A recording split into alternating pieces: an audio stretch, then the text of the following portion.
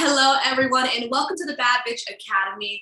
And I'm really excited to be interviewing Bree Sedano, and we are talking all about budgets and how you can really spend your money intentionally. So, if that's something that you've been wanting to learn more about, watch this until the end because we are going to give you a lot of amazing tips. Before we get started, Bree, I would love for you to give us a little introduction about who you are and what you do. Oh, perfect. So after school, I started working in the nonprofit sector, and I was making such a small amount of money that I taught myself how to trade stock options to be able to stay at my job that I loved at the time and also, eat food and things. Right. And so as time went on, I kind of outgrew that. And I was whining one day to my mom, who's like, well, you taught yourself how to trade stock options. Why don't you be a financial advisor? And so I went and I got all of the credentials to sell investments and insurance and all of those, products, mutual funds, stocks, bonds. And when I was working with my clients, what I realized is they were not having problems that were solved with better investments. They were like, Bree, I make a lot of money and I have nothing to show for it. I got credit cards from my first ex-husband. I'm on husband number 3. What am I doing wrong here? And so I started really working with my clients around budgeting, and that was totally ineffective by itself. And then we started working with habits, and then we started working with mindset, and then we started working with emotional components to money. And then that's the point where I started to really see my clients get fantastic results and really boss up and really do next level stuff and really have control over their money. And so 5 years ago, I started Sheep to Shark, which is my business now. I left my brokerage behind. And we've just been doing cash flow work and helping women. The world's a better place when women have money and are well-resourced. And so that's my whole mission. And the mission of Sheep to Shark is just help get more money in the hands of women. I love that so much. I can honestly relate to that because it's yes, we can make money, but if at the end of the month we're still living paycheck to paycheck, what are we even doing? So I would love to hear your reasons about why budgets fail and how we can overcome that and increase our cash flow and our savings. Sure. So most of the time budgets fail because we start with a blank sheet of paper. And so we decide where we want our money to go, but we didn't really decide where it needed to stop going. And so there's all of those, because it's not just we're changing our habits. It's not as easy to change a habit as to say all right, well, I'm not going to go to Dunkin' Donuts every morning anymore. Yeah, you can say that, but if you don't put in place, your coffee timer at night and you have your favorite creamer in the fridge and there's actions to take for that thing to stick, because if you think that you're going to get in your car uncaffeinated and go to work, that's not going to work. Right? We're amazing when we're just in our mind, but then we have to get our body to go along with this crazy plan. And our bodies are totally addicted to caffeine, and most people, in this lady's case anyhow. So a lot of times it's that we start with a blank sheet. The other times it's that we make a plan for the money, but we actually totally ignore the fact that our human being who gets tired and hungry and cranky and insecure is actually the person who's going to make this plan happen. And so, the money is just this inanimate object that we can move around on paper. But if we don't address ourselves and what we're doing, we're going to have a very difficult time managing those plans. And the last reason budgets fail is a lot of times that there's too much going on to be able to keep mental track of it. Right. So if you're going to have a budget, a good household budget's really going to have at least 100 line items, at different times. And all of those numbers are going to be constantly moving, which your mental accounting system, the way that your brain processes around how it looks at money, cannot keep track of all of that, which means that you need to have spreadsheets and other things to keep track, which could work, but most of the time we're not up to speed with it. It's not up to date. And so the times that we're actually going to spend, we actually need the budget to be there, it fails us. And so that's another reason. It's just that our mental accounting systems need something simple. Basically you want to get your money organized in such a way where how much money you can safely spend between now and your next paycheck. where your money going into savings and you're doing the important things and you're paying your bills. Because most of the time people overspend, it's accidental. They weren't like, you know what, I'm gonna overspend. I'm gonna ruin this rent payment. I'm gonna be short on my bills because I am financially irresponsible. It's like it looked like they had a lot of money and something didn't come out right away, so they assumed they had a few $100s or whatever number, and then the thing came out, and then they were like, "I have $46 for 12 days," and you're like, "All right, well, okay." And so those are some of the reasons that budgets fail. Yes, I totally resonate with a lot of that as well. And I've been in those shoes. So for us who maybe need some help with learning how to budget better, what are some tips that you can give us? Yeah, what are some tips? So the first thing that you want to do is you want to get really familiar with what's going on currently in your transactions. So you can use a service like mint.com. There's others, but the mint.com is a good one. It's free. And you want to track all your transactions. You want to go back 3 months and you want to count things like how many times you went to the grocery store, how many times you went to Target, how many times, you went shopping or you were buying stuff. Because a lot of times that's where we can start to address the habits. We want to look at changing. We want to look at what behaviors to change instead of what dollar amounts to change. So like, let's just say, for example, we see that we went to the grocery store, let's say 12 times in a month. If you go to the grocery store 12 times in a month, I promise you're overspending. And so instead of looking at it like, oh, I'm spending too much on groceries, I need to buy cheaper food, we want to go to, all right, well, how can I get this down to once a week, get my time back, get my mental energy back, get my money back? And so if you look at it from what behaviors are going to change instead of what dollar amounts you're going to change, you're going to have a way better, you're going to look at those dollar amounts. Obviously that needs to go in there, but you want the plan to include your behaviors, not just the money. So that's really like the first big thing that we can do is learn to track our money and then look at that money for like efficiencies. And then also when you're looking, you're going to see maybe you're paying for 2 gym subscriptions, or, you haven't looked at your Netflix in months, or you're still paying for something you're not using. Those are things that you can look at also. I really love how you were talking about like it's really the habits that we need to change, because once you can address the habits first of all, then the rest kind of falls into place. I know one of my clients, he was always saying like, I'm spending way too much money on food, I go out to eat a lot. And by looking at that, it's like, okay, what is the problem? Like, why do you keep doing this? And it's because he's not meal prepping. He's not planning ahead of time. And then after a long day, you're hungry, you're exhausted, you're getting moody. You just go to the quickest place and you buy a bunch of food, where that can really be addressed just by planning things in advance. So I really love like, look at the habits and how we can kind of work with that first, because then the money will also follow. Yes. So the way that I kind of look at this is that our time, our money, and our energy, if you look at them, they're separate, right? Like time is different than money, is different than your energy, but they're kind of connected, where if you're short on time, your planning is going to go right out the window, and then you're going to be using money to plug a time leak, right? So if you've ever not had time to make yourself a cup of coffee and bought one, or you've ever not had time to look for like your kids' shoes, like soccer cleats, for example, and bought a new pair because you didn't have time, right? So now you're using money to plug a time leak.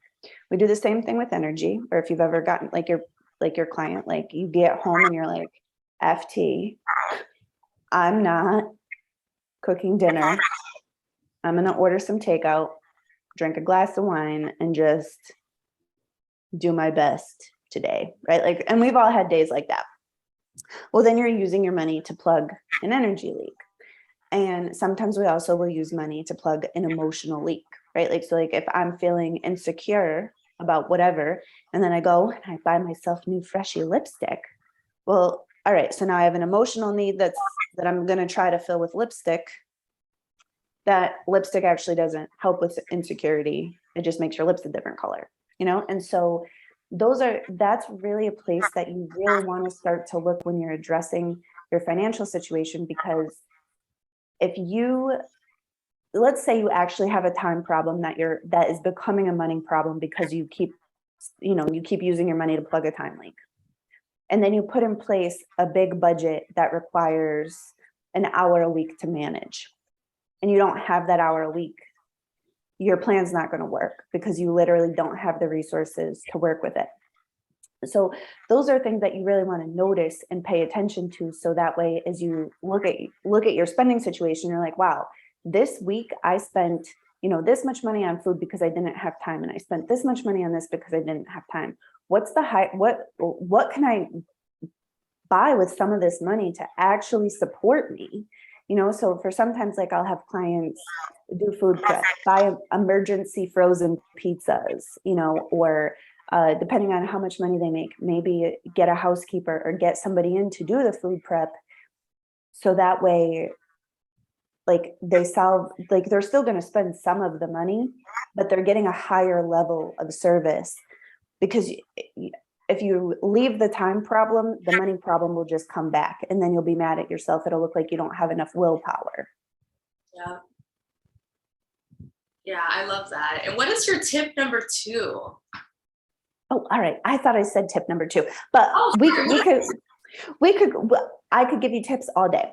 The next thing that we want to look at is separating your time by purpose rather than or not your time. I'm sorry. You want to separate your money by purpose rather than by line item. So when we're looking at budgets, a lot of times we're going to put, all of our bills in a line item. We're going to put, our food, we're going to make a lot of line items, right? Because that's how we think about it. We're like, all right, well, how much does this cost? All right, cool, write it down.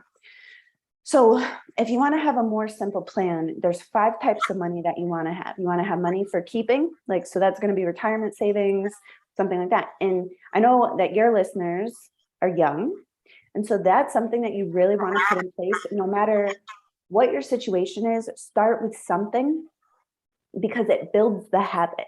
And then as you build the habit, your situation changes. If you were doing a small amount, okay, you can increase it a little bit, and you do that over time, and it really adds up. It really makes a huge difference. So that's the first place that you want your money to go. You want to pay yourself first. You want to buy yourself something that's going to generate money for you, however that is. Stocks, bonds, real estate. You want to start a business, whatever floats your boat. Then you want your money to go towards your bills. And you want to get clear about the total cost of your bills, and then separate your money into your bills. And then when the paychecks come in, put that money there. Then you want an account for working capital, is what I call it. And that's the things like your irregular expenses, your family obligations, your irregular self-care, like for a long time I was blonde, which is expensive. It's a big commitment, right? But I wasn't going every single month. It was usually 7-8 weeks. And so things like that, if you do those sort of things, and then any foreseeable disasters, if you see that your car is making a noise and you're probably going to need a repair or need a new car. So you start to look at that for an entire year out. You start to total that up. And then you divide that total number by the number of paychecks you have in 12 months. And then you start to set that money aside. And that account is what keeps people out of debt, because it's most of the time people have credit card debt really to buy things that they need. Like, your dishwasher breaks. It's things like that, where it wasn't a big, sexy or irresponsible purchase. It was like, yeah, back to school came and I was unprepared. So I put, $500 worth of sneakers and new clothes on the credit card.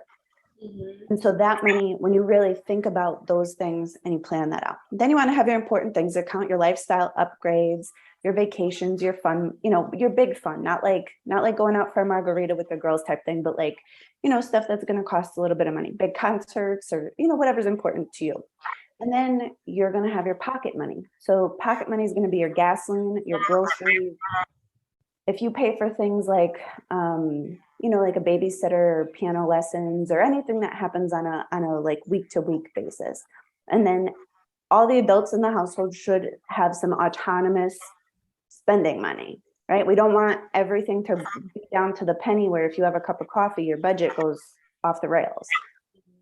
And so what that does is, when you see how much pocket money you have between now and 14 days from now, or whenever your paycheck happens, that your bills are paid, and that you're saving, and that your vacation's coming, and that you're building wealth for one day and you have this much money between now and your next paycheck. And so what that does for you is that honestly, at first, it takes a little bit of practice to being used to there being a limit there, right? So it's a little bit uncomfortable at first, but then you get to settle into knowing that like you're doing everything right, you're getting ahead. And of course, the money's still yours. If you want to transfer it, you still have that choice, but it doesn't happen accidentally.